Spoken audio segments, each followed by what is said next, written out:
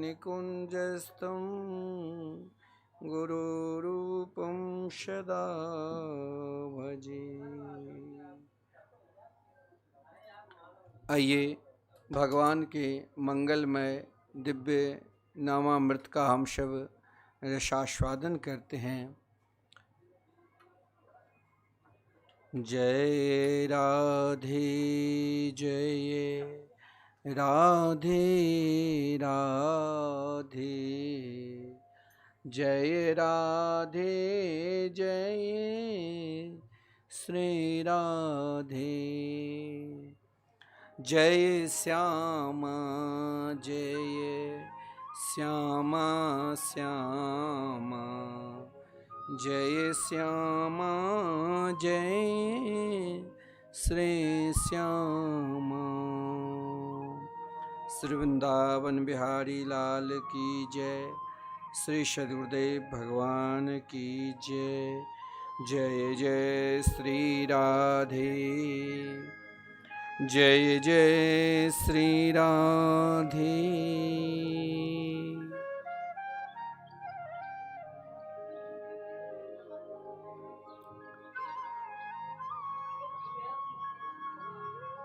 श्री धाम वृंदावन के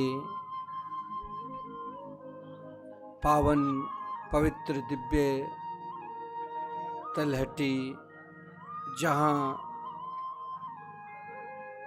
साधु संतों की निरंतर भगवान नाम की संकीर्तन चलते रहते हैं।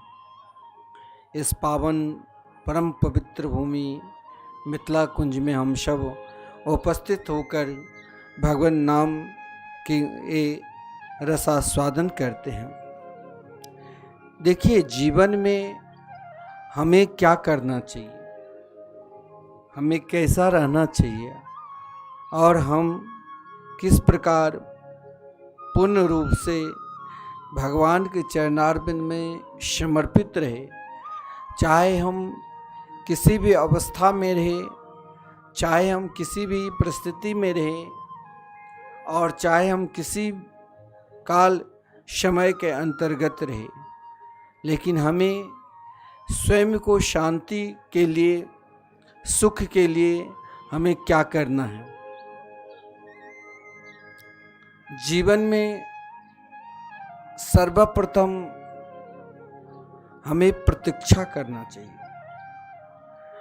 आप कहोगे कि प्रतीक्षा से क्या हमें भगवान मिल जाएंगे? जरूर। जिसने प्रतीक्षा की और अपने जीवन को भगवान के चरणारविंद में समर्पित कर दिया, तो एक दिन न एक दिन बांके बिहारी उनको जरूर दर्शन देते हैं। लेकिन हमें प्रतीक्षा करने की आदत स्वयं डालनी पड़ेगी। मेरे अंदर एक कमी है, हम स्वयं को भटक, हमारी निष्ठा, हमारी समर्पित भावना अनेक जगह जा रहे हैं। लेकिन जीवन में जगह एक से, तो आप चाहे कहीं भी रहो, किसी भी जगह पर रहो, किसी भी स्थिति में रहो, केवल आपने अपने मन को परमात्मा के चरणारविंद में समर्पित कर दिया, तो जानते हो आपको क्या मिलेगा? आपको सर्वस्व मिलेगा। हो सकता है अनेक जन्मों की प्रारब्ध, अनेक जन्म के कारण, कुछ न कुछ अपराध होने के कारण समय लग सकता है, लेकिन हम यदि भगवान के नाम में पूर्ण रूप से समर्पित हो जाएंगे, एक दिन न एक दिन नाम भगवान की कृपा होगी। आप कह सकते हैं, मैं जानता हूं आपके हृदय में प्रश्न उठ सकता है कि भारतवर्ष में सोमवार मंगलवार, बुध, बृहस्पति, शुक्र, शनि, रविवार रोज कोई न कोई दिन उत्सव होता है और कभी न कभी शोक भी होता है। उत्सव और शोक ये आपस के द्वंद्व है। सुख ये सब आपस का द्वंद्व है। जिसके जीवन में आज बहुत सुख मिल रहा है, कभी न कभी उसके जीवन में दुख भी मिल सकता है। और जिसके जीवन में बहुत दुख मिल रहा है, आप ये कभी सोचना नहीं कि जीवन पर्यंत दुखी ही रहेगा। कभी न कभी उसके जीवन में सुख भी मिलेगा जरूर, क्योंकि ये दोनों आपस का द्वंद्व है। हम स्वयं को बहुत जगह उलझ जाते हैं, जिसके कारण कई लोगों का प्रश्न होता है कि पूज्य गुरुदेव, आप ये बताओ कि मन में शांति कैसे मिले। आप सही में शांति चाहते हो, सही में आप अपना जीवन को, स्वयं को परमात्मा के चरणारविंद में लगाना चाहते हो, तो फिर कुछ करने की जरूरत नहीं। यदि आप निष्ठापूर्वक पीपल के वृक्ष में पानी भी डालते हैं, तो वहां भी आपको श्री कृष्ण दर्शन देंगे। केवल मेरे जीवन में एक विश्वास, एक संबंध और एक समर्पित होना चाहिए कि हम भगवान की पूजा कर रहे हैं। हमने पंडित जी से हाथ दिखाया, हाथ दिखाकर क्या क्या ग्रह है भाई, कहीं ना कहीं तो हर व्यक्ति को दुख तो हो ही जाता है। तो इसमें पंडित जी का क्या दोष कि आपके अंदर ग्रह था, उस ग्रह को निवारण किया? ऐसा नहीं। जब हम जन्म लिए, देखिए संसार में जब हम जन्म लिए, जन्म और मरण ये दोनों जो ग्रह है, जन्म मरण मृत्यु रूपी ग्रह, ये कैंसर बीमारी की, तो ये तो रोग हर जगह लगा ही है। और इन जन्म मरण को सुधारना है, एक के चरणारविंद में समर्पित होना पड़ेगा। समर्पित का हम ऐसा क्या कार्य करें जो प्रतीक्षा में हमें भगवान मिले। देखिए प्रतीक्षा में मन भटकता है। स्टेशन पर गाड़ी की समय 10 बजे है, आप स्टेशन पे पहुंच गए 1 घंटा पूर्व ही 9 ही बजे, 10 बजे गाड़ी की समय है, सूचना मिली कि 4 घंटे आ रही है गाड़ी। अब वो 4 घंटे आपके अंदर क्या व्याकुलता कर देती है। आपके लिए वो 4 घंटे लगता है कि मेरे लिए 4 वर्ष हो गए। आज 4 घंटे क्यों नहीं निकल रहे हैं? भैया सही समय बताओ, कब आने वाली गाड़ी है? वो अपना समय बता देता है। तो संत महात्मा भी जिस गाड़ी पर बैठकर आप इस संसार रूपी भाव सागर से पार होने के लिए उद्यत है, पार होना चाहते हैं, तो संत भी केवल आपको यही बताते कि भैया तू भगवान श्री राम कृष्ण का नाम कीर्तन करो, नाम का जाप करो। अब प्रतीक्षा के समय में मन व्याकुलता हो जाती, भैया नाम लेने से हमें क्या मिलेगा? क्या मेरा कल्याण हो जाएगा? क्या किसी को कल्याण हुआ? देखिए मैं आपसे कहना चाहता हूं, जिसने प्रतीक्षा की फिर वही तो शांति पूर्वक, जब आपने 4 घंटे प्रतीक्षा कर ली, गाड़ी आई और टिकट एसी के आप संदार पूर्वक बैठकर जाने लग गए। जिसने प्रतीक्षा की, यदि आप प्रतीक्षा नहीं करते महाराज, आप कहीं और जगह निकल जाते, समय निकल जाती, गाड़ी भी आकर चली जाती, तो फिर आपको क्या मिलता? आपको कुछ नहीं मिलता। बस यही मेरे जीवन में भी है। हम सबको भगवान समय पर जरूर मिलेंगे। ऐसा नहीं है जो भगवान हमें नहीं मिलेंगे। माता के गर्भ में भी भगवान ने हमें दर्शन दिया और हमने भगवान की स्तुति की, और जब स्तुति की तभी गर्भ से बाहर भगवान निकालते हैं। और हमने भगवान से क्या की, वचन क्या, माता के गर्भ में ही स्वयं को बोल देते हैं कि प्रभु इस बार आप हमें किसी तरह संसार में भेज दो, इस बार हम जरूर आपके भजन पूजन करेंगे।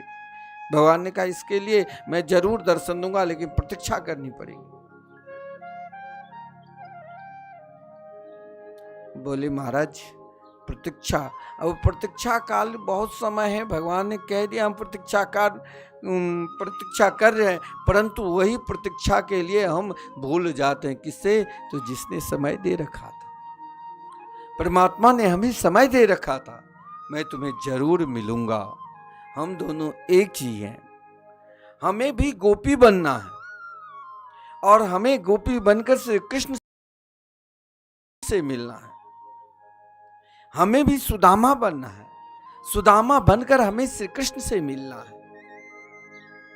हमें भी प्रतीक्षा करना है, किसके? तो श्री कृष्ण के। तो किसने की? भीष्म पितामह ने प्रतीक्षा की। आपको मालूम है भीष्म पितामह ने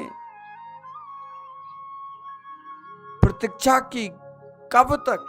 तो स्वयं जिसने वरदान प्राप्त कर चुके थे कि हम कभी मरेंगे ही नहीं, इच्छा मृत्यु लेकर, स्वयं उन्हीं को पता था। जिस दिन स्वयं चाहते कि अब मुझे मरना है तभी मरता। महाराज कौन बतावे, सब चाहता है कि मैं 1000 2000 वर्ष तक जिंदा रहूं, कभी मरूं नहीं, फिर मरना पड़ता है। परंतु भीष्म पितामह ने कहा कि मुझे मरना नहीं पड़ेगा, परंतु मैं मरूंगा तभी जब प्रतीक्षा करते करते श्री कृष्ण के चरणारविंद में समर्पित न हो जाऊं। प्रतीक्षा का फल बहुत मीठा होता है, किसी ने कहा। तो भीष्म पितामह को कब मिले आप जानते हो?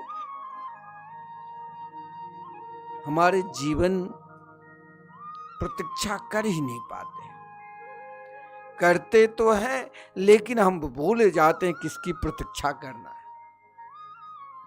हम अनेक कार्य में लड़के बच्चे घर परिवार सुख शांति के लिए नाना प्रकार के उपाय करते हैं, लेकिन जहां हकीकत में उपाय है, आप वृंदावन आते हैं, बांके बिहारी जी के दर्शन भी करते हैं, लेकिन ठाकुर जी किसके दर्शन करते हैं? वृंदावन में आप उनको दर्शन करो जिनके दर्शन करने के लिए स्वयं ठाकुर जी आते हैं। आपको मालूम है बांके बिहारी जी के दर्शन करने के लिए हम रोज उनके मंदिर में जाते हैं, माथा टेकते हैं, जय जयकार लगाते हैं, स्तुति करते हैं, रात्रि दिवा प्रार्थना करते हैं। हमने भी अपने जीवन में प्रतीक्षा की, और प्रतीक्षा करते करते हो सकता है किसी जन्म के प्रारब्ध हो, और हो सकता है स्वयं ठाकुर जी की कृपा हो, हम वृंदावन में आकर बांके बिहारी के दर्शन करते हैं।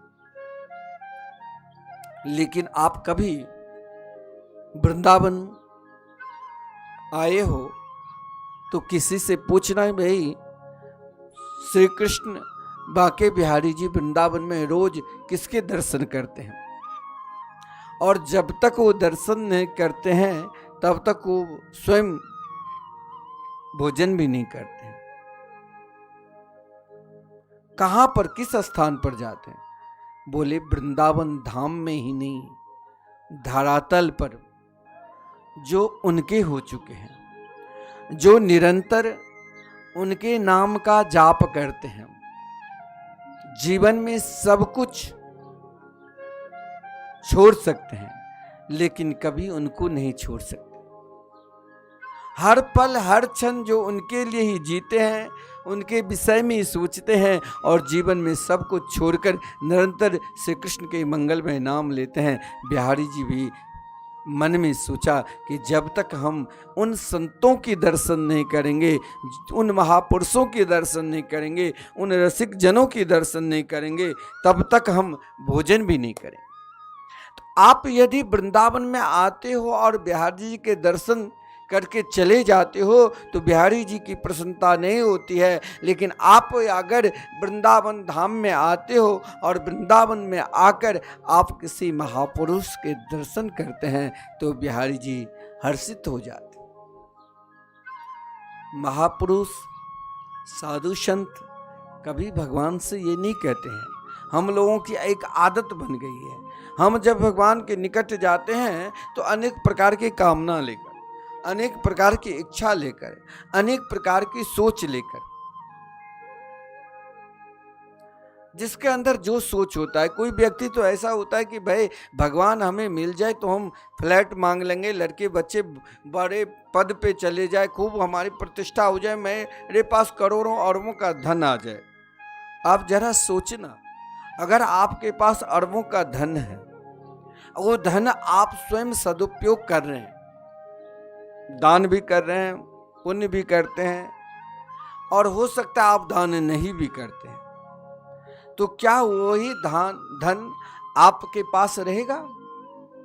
नहीं रहेगा। हो सकता है किसी कारणवशात आपने परिश्रम किया और लेकिन वो धन आपके पास है और आपके लड़के बच्चे चाहेंगे कि वही धन मैं प्राप्त कर लूं, तो 2-3-4 पीढ़ी के बाद कहा गया है कि वो तो चाहे आपको बहुत श्रेष्ठ बना देंगे या आपको भिखारी बना देंगे। परंतु एक धन जिसने अपने जीवन में रख लिया है, क्या तो नहीं कहते परम धन राधा श्री राधा श्री राधा। संत के पास, संत सभी धन को ऐसा नहीं है जो एकत्रित नहीं करते हैं, लेकिन संत अपने जीवन में उन परम धर्म, उन परम नाम श्री राधा नाम को कभी त्यागते ही नहीं। और जिसने कभी त्यागे ही नहीं, उन संत को क्या ठाकुर जी बिना मिले ही भोजन ग्रहण कर लेंगे? नहीं। वो तो इतने दयालु है, इतने कृपालु है, जो प्रहलाद जी को उनके पिता ने जेल में काल कोठरी में बंद कर दिया था, भूखे मारने की कोशिश की, परंतु प्रहलाद जी के विषय में आप ना जाने कितने ही बार उनकी कथा श्रवण किए होंगे, परंतु उनकी प्रतीक्षा किसी और की ओर नहीं, उनकी प्रतीक्षा भगवान की ओर भी नहीं था। कहीं भी नहीं लिखा है कि प्रहलाद जी कभी भगवान की प्रतीक्षा की। प्रहलाद जी ने सोचा भगवान से भी श्रेष्ठ जो है मुझे उनकी प्रतीक्षा करनी है, जिसके पीछे स्वयं भगवान स्वयं दौड़ते चले आवे। किसकी प्रतीक्षा की? भगवान के नाम की। हर पल, हर क्षण, हर घड़ी केवल उनके नाम का ही स्मरण किया, उनके प्रेम का ही स्मरण किया। कारण क्या हुआ? तो स्वयं प्रहलाद जी कभी भगवान से याचना नहीं की। हाँ, ये तो जरूर याचना की जब उनके पिता प्रहलाद जी को मारने की कोशिश की और प्रहलाद जी से पूछा, ये बताओ किसकी प्रतीक्षा कर रही हो, किसके ऊपर तुम्हें पूर्ण विश्वास है? तो कहा मेरी को भगवान के ऊपर विश्वास है, क्योंकि विश्वास और प्रतीक्षा के कारण प्रहलाद जी ने उन काल कोठरी में भी उनके नाम लिया, तो भगवान ने स्वयं भोजन की व्यवस्था कर दी। और जब पिता ने पूछा ये बताओ तेरे भगवान कहाँ है, तो स्वयं प्रहलाद ने कहा वो शरबत, ये नहीं कहा था भगवान को कि आप जड़ से प्रकट हो जाओ, वो अपने पिता को दिखाए कि कहाँ नहीं है, जहाँ किसी को पहुँच नहीं है वहाँ उनके नाम की पहुँच है। मंदिर में आप जाओगे, भगवान की पूजा करोगे तो स्वयं पहले आपको पवित्र होकर जाना पड़ेगा। बिना पवित्रता से आप मंदिर जाते हो तो अपराध हो जाता है। लेकिन आप किसी भी शास्त्र को पलट कर देख लीजिए,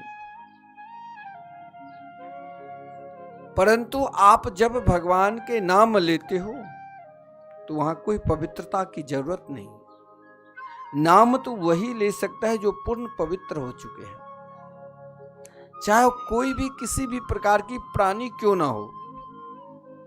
जिसने भगवान के चरणारविंद पर समर्पित हो गए, जिसने स्वयं को अपने आप को भगवान को दे दिया, जीवन में सब कुछ छोड़ सकते हैं लेकिन उनको कभी नहीं छोड़ सकते। किसे? तो उनके नाम के। हमारे पूज्य गुरुदेव कहा करते, जीवन में तुम्हें जो भी कुछ चाहिए और जिस चीज की आकांक्षा है, समस्त आकांक्षाओं से श्रेष्ठ क्या है? अकामा सर्व कामो वा मोक्ष कामा उदारधि। जहां जो कार्य आप मन में विचार भी ना करोगे कि ये कार्य में हमें सफलता मिल जाए, और जहां तक आपके स्तर के पहुंच भी नहीं है, उन स्तर तक पहुंचाने वाले एकमात्र भगवान के चरणारविंद है।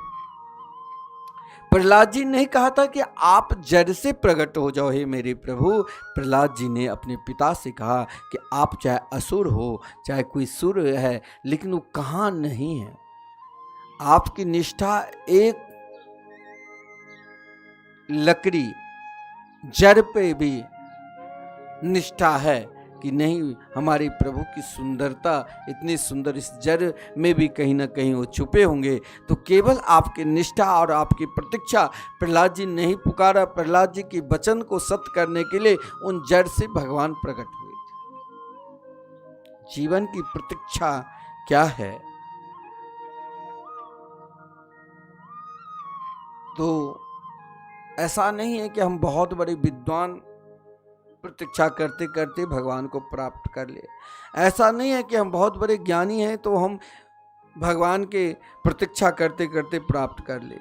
भगवान को तो जो सही में प्रेम से उनको पुकारा, चाहे वो अज्ञानी है, चाहे वो ज्ञानी हो, चाहे वो नासमझ है, लेकिन उनके हृदय में उनके प्रति प्रेम है। जीवन की हर बोझ को आप ढोते रहो। आप किसके बोझ अभी तक ढोओगे?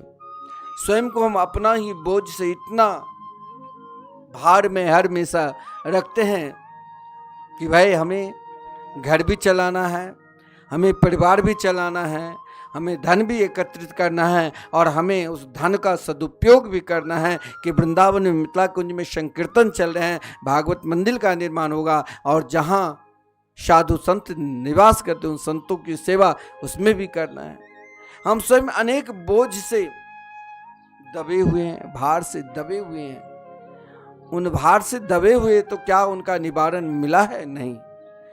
और भार आपके जीवन में आ जाएंगे। लेकिन एक बोझ को आपने अपने मस्तक पर धारण कर लिया, इन बोझ को, इन भार को मैं तब तक धारण करके ही रहूंगे या रहेंगे जब तक मुझे श्री कृष्ण न मिल जाए, जब तक हमें कन्हैया न मिल जाए। इसके लिए हमें चाहे वर्षों चाहे जन्मों तक प्रतीक्षा करने पड़े, चाहे हमें चारों पुरुषार्थ मिलने के बाद भी प्रतीक्षा करने पड़े, लेकिन हम उस भार को सदा अपने मस्तक पर ही रखेंगे ढोकर। आप स्वयं सोच लेना, आपने अभी तक अपने अपने घर में किसके किसके भार रखे हैं? जिम्मेवारी, घर के आप अभिभावक है, माता पिता है तो उनके भी देखना पड़ता है, लड़के बच्चे को, समाज में हर व्यक्ति को देखना पड़ता है। लेकिन किसी कारण बसात आपके जीवन में किसी प्रकार की घटना घट गई तो सब एक क्षण में आपको त्याग देंगे, एक क्षण में आपको प्रत्याग देंगे, चाहे आप कितने बड़े शहंशाह क्यों ना हो जाए, वो आपको छोड़ देंगे। लेकिन हम एक बार यदि भगवान के चरणारविंद में आश्रय लेकर एक भार को लेकर चलेंगे तो जीवन में एक दिन न एक दिन श्री कृष्ण हमें जरूर दर्शन देंगे। अब आप ये मत सोच लेना कि श्री कृष्ण मुझे आज दर्शन देंगे। उस भार को ढोते रहो। अब हमारे जीवन में एक कौन सा भार है जिसे कभी त्यागना ही नहीं। मंदिर में चाहे हमें निरंतर झाड़ू लगाना है तो तब तक झाड़ू लगाऊंगी या तब तक झाड़ू लगाते रहेंगे जब तक हमें श्री कृष्ण दर्शन ना दे। हमें बर्तन साफ करने का कार्य मिला है, हम तब तक बर्तन साफ करते रहेंगे जब तक हमें वो दर्शन ना दे दे। हमें अनेक कार्य में भार मिला है, यहां तक या गंदगी को उठाने की भी यदि हमें कार्य मिला है तो उनमें भी मुस्कुराते हुए करना, लेकिन हमें श्री कृष्ण को मिलना है। वृंदावन का पहला फल। आप ना जाने कितने ही बार वृंदावन आ चुके हैं और ना जाने आप कितने ही बार वृंदावन में ठाकुर जी के दर्शन कर चुके हैं, परंतु आपको अभी तक क्या मिला? वृंदावन में आकर आप स्वयं को अभी तक बदले कि ना बदले, वो स्तर आपको स्वयं देखना पड़ेगा। और जो वृंदावन आ गए हैं और वहां यदि बदल जाते हैं तो फिर उनकी भार स्वयं भगवान उठा लेते। किसकी? तो एक कथा श्रीमद् भागवत महापुराण में बड़ा विलक्षण है। जिस समय से कृष्ण मात्र उनकी अवस्था 4.5 वर्ष की अवस्था थी, श्री कृष्ण जिस समय खेलते थे गोपियों के संग, ग्वालों के संग, कभी गोपियों के घर में जाकर कहा अब तेरे भार को मैं उतार दूं। ब्रजांगनाएं कहती मेरे भार को आप क्या उतारोगे? बोले तेरे घर में आज मैं चोरी करने के लिए आऊंगा। अब उन गोपियों को आश्चर्यचकित हो जाया करते थे कि कृष्ण आज मेरे घर में चोरी करने के लिए आएंगे, इसमें तो चोर कहलाएंगे। उन गोपियों के हृदय में अब प्रसन्नता या दुख ये नहीं, कहीं ये नहीं लिखा है कि उन गोपियों के हृदय में दुख होती थी। अगर मेरे घर में पहले गांव देहात में जो बहुत बड़े पैसे वाले होता था, जिम्मेदार या कोई बहुत बड़े पैसे वाले व्यक्ति है, तो उनके धनवान व्यक्ति के यहाँ पहले ही डाकू चोर पत्र भेज देता था कि अमुक तारीख को मैं तेरे यहाँ चोरी करने के लिए आऊंगा। अब लोग घबरा जाते थे। उनके प्रभाव 10, 20, 25, 50 गांव में था, तो अपने सगे संबंधी और जो उनके जानकारी वाले थे उनको पत्र दिखाता था कि देखो भाई अब तो मेरी रक्षा करो, अब तू ही मुझे बचा सकते हो, तेरे सिवा अब मुझे कोई बचाने वाले नहीं है। और यहाँ जब भगवान ने उन गोपियों को चेतावनी दे दिया करते थे कि देखो आज मैं तेरे घर में चोरी करने के लिए आऊं, उन गोपियों के हृदय में एक प्रसन्नता होती थी। चोर यदि पत्र भेजे तो वहां लोग दुखी हो जाता है। चोर डाकू से लोग डरता था कि घर में चोरी करके लेकर ना चले जाए, जो धन हम वर्षों से जन्मों से अर्ज कर रखे हैं वो एक क्षण में सारे धन को नष्ट ना कर दे। लेकिन जब श्री कृष्ण ने उन गोपियों से बोलते कि आज हम तेरे घर में चोरी करने के लिए आएंगे, तो ब्रजांगनाएं, ब्रज की गोपिकाएं क्या कहती थी? अच्छा श्री कृष्ण आज चोरी करने के लिए मेरे घर में श्री कृष्ण आएंगे, लगता है एक जन्म का ये फल नहीं है। करोड़ों जन्म तक मैंने श्री कृष्ण की साधना की, श्री कृष्ण की उपासना की और मैंने अपने जीवन में प्रतीक्षा की। आप सत्संग में जाते हो, ऐसा नहीं है जो आप भागवत पुराण नहीं पढ़ते हो, धर्मशास्त्र नहीं पढ़ते हो, कहीं ये नहीं लिखा है। उन गोपियों के जीवन में यदि आप स्वयं सोचोगे कि ब्रजांगना ब्रज की गोपी कौन है और किन गोपियों के घर में श्री कृष्ण ने माखन चोरी की, किन गोपियों की यहाँ श्री कृष्ण ने उनके घर में जाकर माखन चोरी करके भाग जाते थे। लेकिन उन गोपियों की भाव क्या है? वो गोपी क्या है? क्या वो कोई स्त्री है? स्त्री तो जरूर है, तो क्या श्री कृष्ण स्त्री जाति के हैं इसलिए उनके घर में जाया करते थे? नहीं, श्री कृष्ण जो पुरुष जाति भी थे, उनके जो गोप भी, क्योंकि बड़े बड़े ऋषि मुनि अनेक जन्मों तक साधना की, और केवल अपने जीवन में मैंने आपसे यही कहा कि केवल प्रतीक्षा करो, वहां आकांक्षा नहीं रखो। प्रतीक्षा करते करते जब जीवन स्वयं श्री कृष्णमय हो जाएगी, उन गोपियों की जीवन स्वयं जब कृष्णमयी हो गई थी, तो अब उनकी प्रतीक्षा की अंत समय, और प्रतीक्षा के अंत समय का फल यही है, श्री कृष्ण उन गोपियों को जब वृंदावन में ब्रजधाम में गोपी के रूप में भेजा, तो उन गोपियों ने अपने भाव में अपने पति की भी सेवा की, अपने लड़के बच्चे की भी सेवा की, अपनी समाज की भी सेवा की, और जो उनके घर का कर्तव्य था, धर्म था, उनका भी कार्य करती थी। परंतु उन गोपियों में ऐसा कौन सी विशेषता, वो भी एक स्त्री, हम सब भी स्त्री पुरुष, तो क्यों उनके घर में ही जाया करते थे? हम में उनमें यही अंतर था। हमारी कामना, हम आज भी वृंदावन आते हैं तो हम अपनी कामना लेकर, तो वृंदावन का फल यही है, जो कामना हमने ले लिया, उन कामना की इच्छा पूर्ति हो सकता है। करोड़ों जन्म में अनेक इच्छा लेकर हम जी रहे हैं, और उन इच्छा की पूर्ति, अब उन करोड़ों, जैसे आपको कहीं वृंदावन से बंबई जाना है, बिहार जाना है, या कहीं बाहर जाना है, तो आपने टिकट कटाया, ट्रेन में टिकट कटा ली, तत्काल के भी कभी कभी कोई टिकट लेता है तो प्रतीक्षा करनी पड़ती, यानी वेटिंग लिस्ट में रहता है।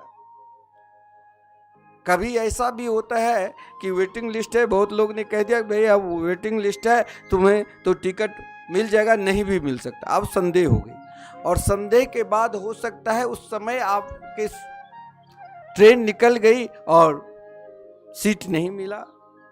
आपने सोचा कि जब वेटिंग लिस्ट में है तो सीट नहीं मिलेगी, तो फिर हम कैसे सफर करेंगे? उसी प्रकार भगवान ऐसा नहीं है जो हमने उनके नाम का जाप करते हैं, हम अगर दान देते हैं, हम यदि प्रतीक्षा हो गए, अगर हमने समर्पित हो गए, तो ऐसा नहीं है वो हमें नहीं देते, वो देते तो जरूर है, परंतु हम समझते नहीं। क्यों नहीं समझते भाई? क्योंकि हम अभी तक अपनी इच्छा और अपनी कामना, एक जन्म कौन के अनेक जन्मों की इच्छा लेकर ही वृंदावन आए। भगवान ने कृपा की। अब आप कह सकते हो, यदि हम अपने अनेक जन्म की इच्छा और कामना लेकर वृंदावन आए, तो अब मेरे हृदय में कोई कामना है ही नहीं। या भगवान ने सोचा भाई अगर कामना नहीं है तो मैंने कामना नहीं है, इसीलिए मैंने एक कामना दे दिया, वृंदावन धाम। आप वृंदावन धाम आए हो तो आकर क्या किए? बिहारी जी की दर्शन। परंतु दर्शन करने के पश्चात भी अब मेरे हृदय में और कामना बढ़ गई और इच्छा बढ़ गई। भगवान ने सोचा भाई अभी तो तुम पहले की ही बहुत ट्रेन में फुल टिकट है, खाली नहीं है, प्रतीक्षालय में तुम बैठे हो, वेटिंग लिस्ट है, हो सकता है पहले पहले तुम्हारी जो आकांक्षा इच्छा है उनकी मैं पूर्ति करूं, और भी तू 50-100 इच्छा लेकर वृंदावन आए हो। अब उन इच्छा को पहले मैं पूर्ति करूं, एक इच्छा की पूर्ति होती ही और इच्छा आ जाती है। लेकिन जब मेरे हृदय में वृंदावन पूर्ण रूप से वृंदावन के प्रति निष्ठा हो जाएगी, तो वृंदावन के प्रति जब निष्ठा होगी तो कृपा करेंगे कौन? तो संत ने कहा तूने बहुत इच्छा आकांक्षा ले लिया, अब मैं तुम्हें संत यानी सदगुरु के रूप में, सदगुरु आपको एक जगह स्थिर कर दिया, क्या? भगवान नाम की। अब वो अनेक जन्म की जो इच्छा है आकांक्षा है उनकी पूर्ति करते करते ना जाने एक जन्म को उनके अनेक जन्म लेना पड़ता है। संत ने सदगुरु ने कृपा कर दी, महापुरुष ने कृपा कर दी, भगवान नाम एक आश्रय दे दिया कि यहीं तुम अपनी आकांक्षा लेकर आगे बढ़ते रहो, आगे बढ़ते रहो, जल्दी श्री कृष्ण दर्शन देंगे। परंतु हमने संत की वाणी मानी और उनकी बात मानकर प्रतीक्षा तो की, परंतु आकांक्षा नहीं छोड़ा। जैसे मैंने पहले ही कहा कि गाड़ी में सफर करना है, ट्रेन में टिकट भी है और स्टेशन पर जाते ही 10 बजे के समय 4 घंटे लेट हो गई।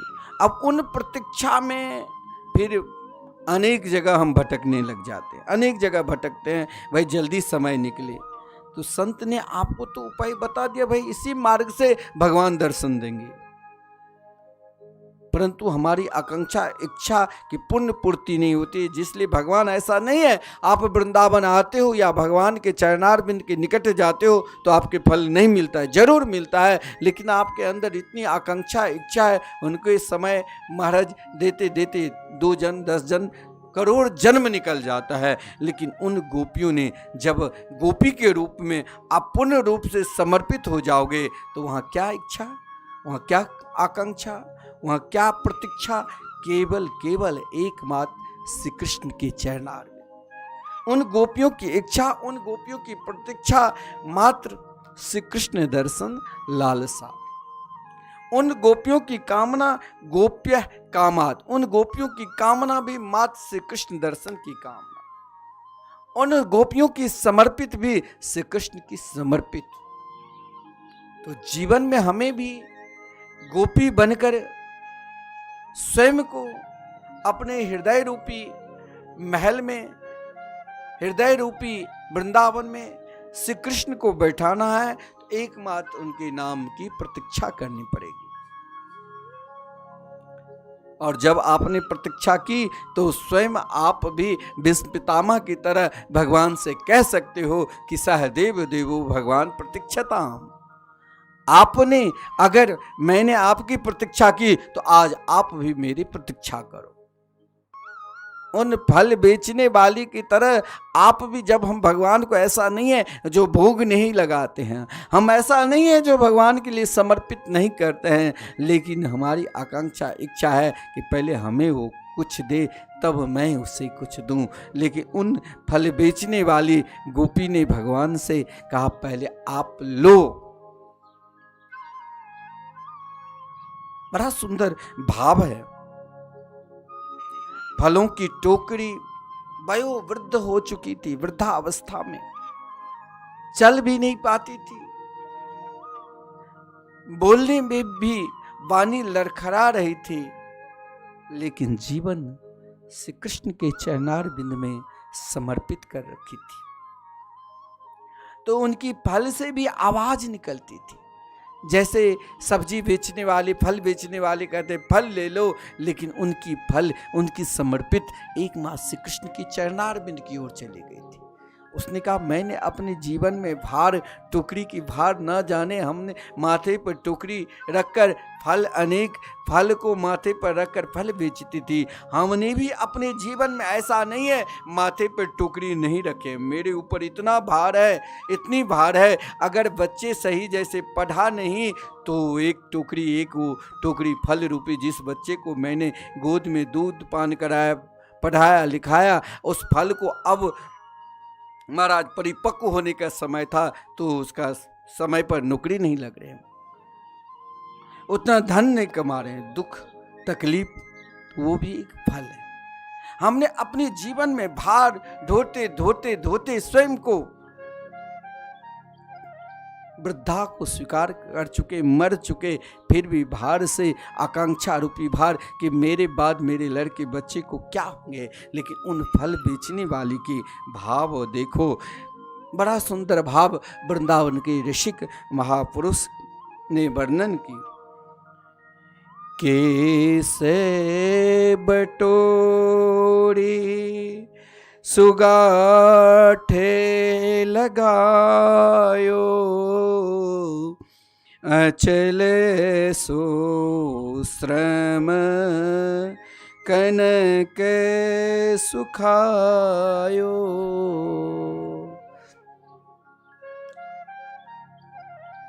आपने अभी तक परिश्रम किसके लिए उन फल बेचने वाली गोपी की तरह किए?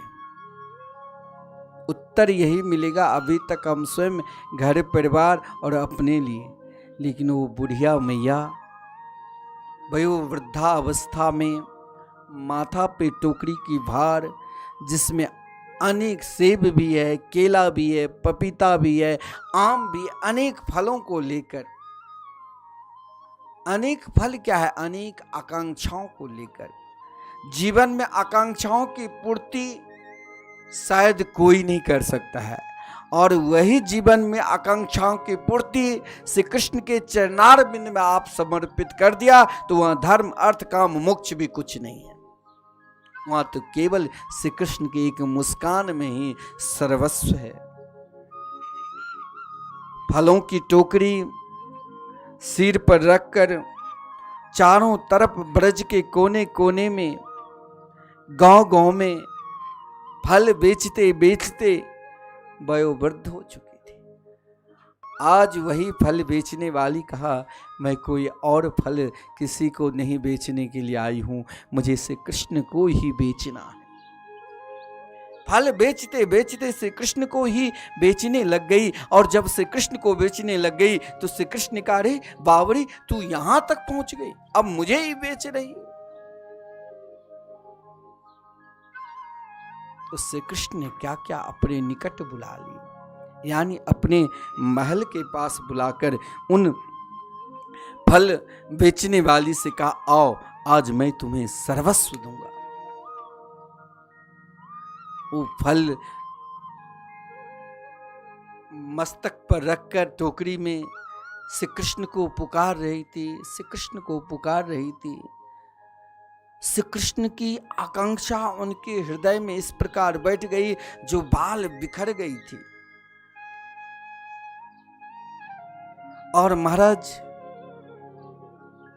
शरीर में पसीना आ चुकी थी, चारों तरफ उनकी बानी लड़खड़ा रही थी। कृष्ण की आधी नाम लेती थी और आधी नाम से स्वयं अपनी आंचल से अपनी पसीना पोंछ लेती थी कि कृष्ण हमें क्या फल लेंगे कि नहीं। श्री कृष्ण की मैया यशोदा आज श्री कृष्ण के लिए अनेक प्रकार की फल घर में रख दिया था।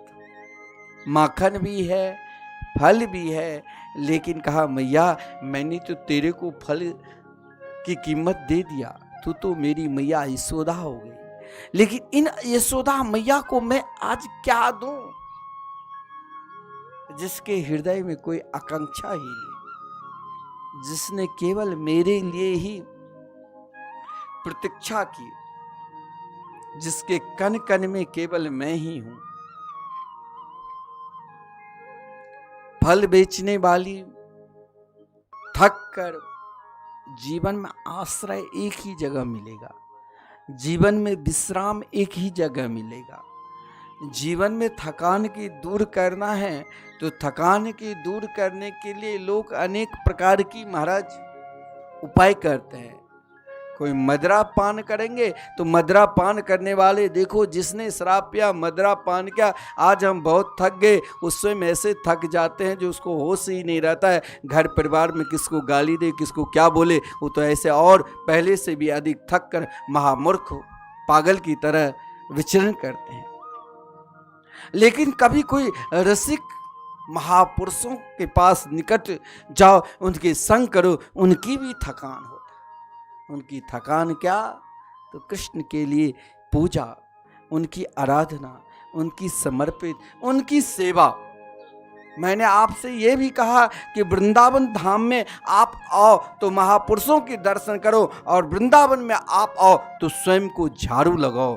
कहाँ कि कहीं हो सकता है आज हमने यहाँ सफाई की तो हो सकता है यही मार्ग से श्री कृष्ण कभी न कभी प्रिया प्रीतम निकले।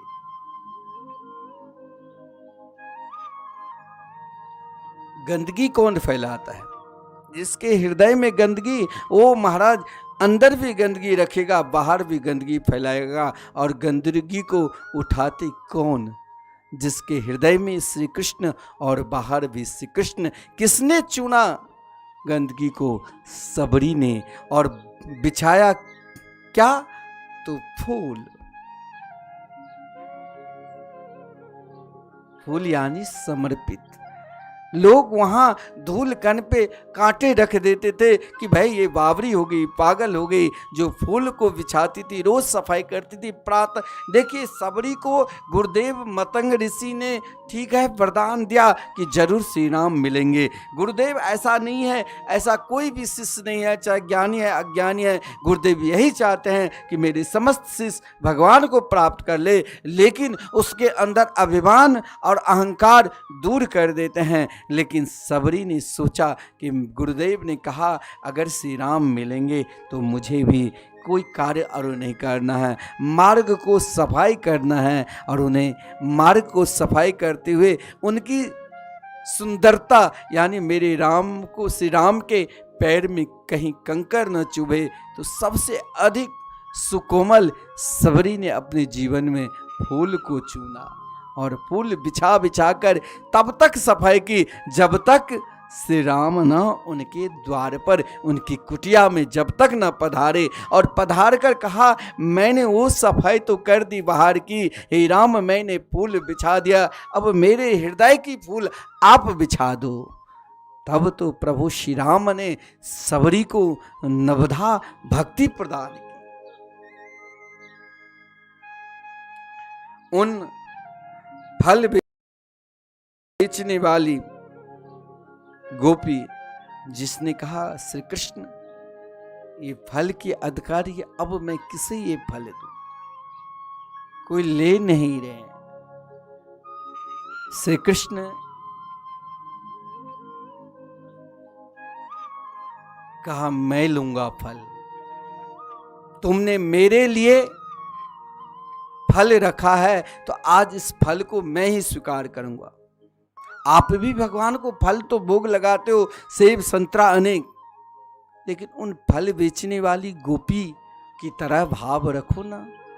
अपने जीवन की वो घड़ी याद करो कि मैंने इस फल को, हमारे जीवन में कौन सा फल है, हम क्या दे सकते हैं जिसे श्री कृष्ण स्वीकार कर ले। मेरे अंदर तो अनेक अवगुण हैं, हम अभी उस स्तर तक भी नहीं पहुंचे हैं उन गोपियों की तरह, जिन गोपियों के निकट श्री कृष्ण ने पहले से कहा कि आज मैं तेरे घर चोरी करने के लिए आऊँगा। और जब चोरी करने के लिए जाते थे तो श्री कृष्ण और कुछ नहीं चुराते थे, उन गोपियों की चित्त को चोरी करके श्री कृष्ण चले जाते थे। लेकिन मेरे चित्त में तो अनेक प्रकार की वासना भरा हुआ है, काम की, क्रोध की, लोभ की, मोह की, मत्सर की।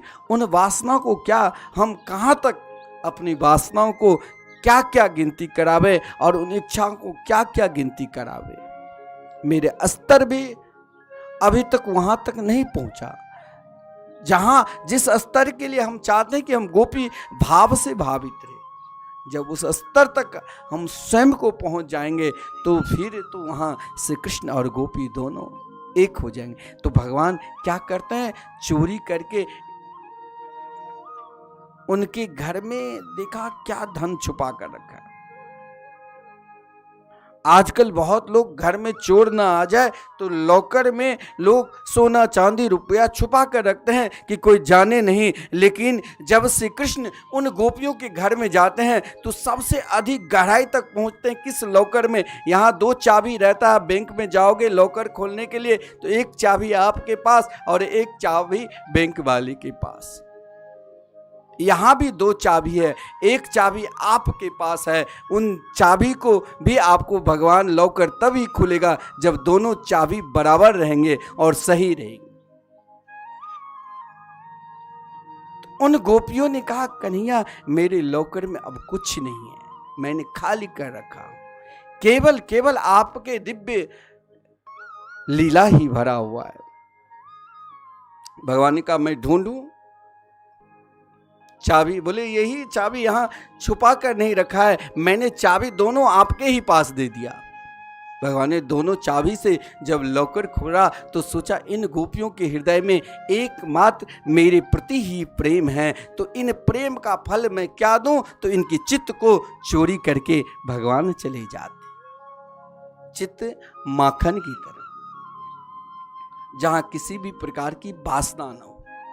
और यहां उन फल बेचने वाली ने कहा मैं कौन से चित्त दूं। फल में तो अब आप कह सकते हो कि भगवान ने उन फल को क्यों स्वीकार किया। हमने भी तो भगवान को फल देते हैं। फल में तो गठली भी होती है और छिलका भी होती है, लेकिन जब हम गोपी भाव से स्वयं भावित हो जाएंगे तो वो फल में ना गठली मिलेगी ना छिलका मिलेगी, वहाँ केवल रस ही रस मिलेगा। फल एव रसम रस एव फलम, केवल रस ही रस मिलेगा। फल बेचने वाली की भाव को देखकर श्री कृष्ण ने उनका फल लिया, एक फल नहीं। श्री कृष्ण ने कहा तुम्हारे पास कौन सा फल है। बोले मेरे पास 4 रंग की फल है, केला भी है, अमरूद भी है, सेब भी है, आम है। भगवान ने कहा दे दो। अब उन छोटे मात्र 4.5 वर्ष की अवस्था में उन छोटे छोटे हाथों में क्या वो फल कितने उठाएंगे। भगवान ने कहा सब दे दो। हम छुपाते हैं। भगवान ने कहा अगर तुमने छुपाया तो मैं फिर नहीं कुछ दूंगा। उन वृद्धा गोपी के हृदय में इतनी प्रसन्नता हुई। मैंने अपने जीवन में भार ढोते ढोते एक जन्म को उनके अनेक जन्म तक जब भार ढोया तो ब्रज में गोपी बनकर आई, और जब गोपी बनकर आई तो बाल्य अवस्था से वृद्धा अवस्था तक निकल गई। मैं भार ढोते ढोते थक गई हूँ। कहा कृष्ण अब इस भार को आपके चरणारविंद में समर्पित कर रही हूँ। अब आप जिस प्रकार कल्याण करोगे उसी प्रकार आप मेरा कल्याण करो। श्री कृष्ण ने सोचा जब इस फल बेचने वाली ने मुझे सब कुछ दे दिया, क्योंकि उन फल बेचने वाली ने जब देखा श्री कृष्ण दौड़ते हुए इनके निकट आकर और माता कहा तो उनकी हृदय में इतनी प्रसन्नता हुई। आज तक मुझे इस प्रकार प्रेम के साथ, इस प्रकार आह्लाद के साथ किसी ने हमें माता शब्द नहीं कहा था, लेकिन आज श्री कृष्ण ने उन गोपी को, उन भावरी गोपी को जिसने कृष्ण प्रेम के लिए भार ढोते ढोते ब्रज की गली गली में फल बेचा, आज उस फल को प्राप्त करने के लिए श्री कृष्ण ने जब माता कहा, और जब माता कहा तो कहा बेटा अब तूने मुझे सब कुछ दे दिया, अब मुझे तुमसे कुछ नहीं चाहिए। लो ये फल सर्वस्व लो। भगवान ने कहा कि मैं अगर लेता हूं किसी को तो करोड़ों गुना देता हूं। इनकी तो आज ना जाने कई दिन से भूखी थी, कोई फल भी नहीं ले रहा था, फल सब विकार युक्त हो गए थे। लेकिन आज जब से कृष्ण ने कहा माता तो सब कुछ दे दिया, ज्यों ही सब मस्त फल दे दिया। श्री कृष्ण भी घर से 2-4 महाराज छोटी सी हाथ में क्या उठा सकते, 2-4 धान ले आया और वहाँ फल वाली की टोकरी में दे दिया। फल वाली को टोकरी में देखती वहाँ अनेक प्रकार के रत्न, अनेक प्रकार इच्छा रत्न मतलब समस्त प्रकार की कामना की पूर्ति कर दी। लेकिन आज उसने हाथ पकड़कर श्री कृष्ण से कहा अब मुझे कोई इच्छा नहीं है कन्हैया, मैंने फल दिया, कौन सा फल कन्हैया, अब मुझे आप कोई फल ना दो, ना मुझे धर्म कोई चाहिए। धर्म अर्थ काम मोक्ष चारों पुरुषार्थ तो पहले ही उन फल बेचने वाली ने 4 प्रकार के फल दे दिया था। तो श्री कृष्ण ने कहा जब तुमने मुझे दे दिया तो जाओ, मैं अब इस फल की कीमत क्या दे सकता हूँ, बस इसकी कीमत तो बस एक ही है कि मैं तेरा हो गया। हे श्याम सुंदर, जब आप मेरे हो गए हैं, क्योंकि भगवान ने कहा तुम मेरे मैं तेरे। उन वृद्धा गोपी के हृदय में ऐसी प्रसन्नता हुई, ऐसी प्रसन्नता हुई तो कहा कन्हैया ठीक है, आज तुमने मुझे कहा तुम मेरे हो, अब मुझे कुछ नहीं चाहिए, अब मुझे केवल अपने चरणार बिंद की दास बना दो। बड़ा सुंदर भाव है। दिवस समाप्त भयो एहि भांति, सोची परम आरत दिखराती। हे श्याम सुंदर, एक दिवस कौन कहे, अनेक जन्म तक, अनेक दिन तक प्रातः काल से लेकर रात्रि निकल जाती थी, केवल यही प्रतीक्षा कि कब हमें श्री कृष्ण दर्शन देंगे। आज हमें श्री कृष्ण के दर्शन हो मिला, आज हम धन्य धन्य हो गए। भगवान ने उन फल बेचने वाली पर कृपा की। मैंने आपसे यही कहा कि केवल आप प्रतीक्षा करो, वहां आकांक्षा एक ही रखो कि जरूर श्री कृष्ण दर्शन देंगे। वहां फल समर्पित करो, ऐसा नहीं है फल समर्पित करके वहां आकांक्षा नहीं रखो, लेकिन उनकी आकांक्षा केवल कृष्ण दर्शन की ही जीवन में आकांक्षा रखो और उनके चरणारविंद में समर्पित रहो। प्रतीक्षा क्या है? वृंदावन में आप जब आते हो तो स्वयं को किन महापुरुषों की प्रतीक्षा करनी चाहिए, किन रसिक जनों की प्रतीक्षा करनी चाहिए, जिसने हमें सीधे प्रिया प्रीतम के नित्य महल में प्रवेश करा दे। अगर यहाँ कोई महाराज आप नहीं पहचान पाओगे कि कौन है वृंदावन के महापुरुष, जब उनकी कृपा होगी तो स्वयं आप वृंदावन की राजधानी की नित्य प्रार्थना करो, एक दिन न एक दिन की कृपा होगी। आइए 2 बार हम सब नाम लेते हैं और कल पुनः फिर वृंदावन में किस प्रकार प्रिया प्रीतम के नित्य दर्शन मिलते हैं और स्वयं बांके बिहारी नित्य किसके दर्शन करने के लिए आते हैं, फिर इस पे चर्चा होगी। बांके बिहारी अगर वृंदावन में दर्शन करते हैं तो एक महापुरुष साधु संतों को, नाम जापक को, हमें भी जब वृंदावन आवे तो वृंदावन में आकर केवल आप सोचोगे कि हमने यहाँ घूम लिया, लस्सी पान कर ली, बिहारी जी के दर्शन कर लिया, तो दर्शन करने के बाद भी आप जब घर जाओगे और घर में रहकर फिर भी वही काम, क्रोध, लोभ, मत्सर, ईर्षा सताने लग जाए तो मान लेना कि अभी हमें एक बार कौन के हजारों बार वृंदावन जाना पड़ेगा। लेकिन वृंदावन में आकर जिस दिन आपका भाव ये जग जाए कि जीवन में हम सब कुछ त्याग सकते हैं, लेकिन कभी बाके बिहारी के नाम की त्याग नहीं कर सकते हैं, जिस दिन ये भाव हृदय में प्रकट हो जाए, मान लेना अब वृंदावन धाम में प्रवेश का एक छोटा सा मार्ग मिला है। इन मार्ग में भी रहकर कहीं मन में अभिमान आ गया, भजन करने में यदि हो सकता आपका मन लग रहा है और उन भजन करते करते आप उस स्तर तक पहुंच गए हो कि अब सीधे ठाकुर जी के दर्शन मिल रहे हैं, लेकिन आपने दर्शन क्या दुर्योधन श्री कृष्ण के दर्शन नहीं किए थे? क्या दुशासन दर्शन नहीं किए थे? दर्शन तो किए थे, लेकिन उनका जीवन नहीं बदला।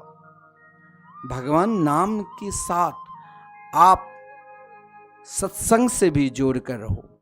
सत्संग क्या ऐसे नहीं है आप कथा रोज श्रवण नहीं करते हो, कथा श्रवण करते हो, लेकिन वहाँ देखो कि हम किन महापुरुष से श्रवण कर रहे हैं, जिन महापुरुष के श्रवण मात्र से हमें संतों के प्रति निष्ठा हो जाए, महापुरुषों के प्रति निष्ठा हो जाए और पूर्ण रूप से भगवान नाम के प्रति निष्ठा हो जाए। यदि भगवान नाम के प्रति निष्ठा हो गई तो एक दिन न एक दिन हम जरूर स्वयं को, अपने आप को, मेरे ऊपर जैसे फल वाले के ऊपर भगवान ने कृपा की। आज स्वयं श्री कृष्ण, क्या कारण था कि माता यशोदा यमुना जी चली गई थी, क्या श्री कृष्ण को जाने देते? क्या कारण था? आज महल में जो दासियां भी थी वो अपने अपने कार्य में रत थी और स्वयं श्री कृष्ण उन फल बेचने वाली को वहाँ तक प्रवेश भी नहीं मिलता जहाँ श्री कृष्ण जिस महल के अंदर निवास करते थे। लेकिन आज उन फल बेचने वाली ने अपने जीवन में श्री कृष्ण को ही मस्तक पर बैठा लिया। तो क्या श्री कृष्ण नंद महल में रह सकते थे? क्या श्री कृष्ण गोकुल महल में रह सकते थे? श्री कृष्ण ने कहा आज इस महल से निकल कर मुझे उन गोपी के पास जाना है जिसने केवल मेरे लिए ही जिया।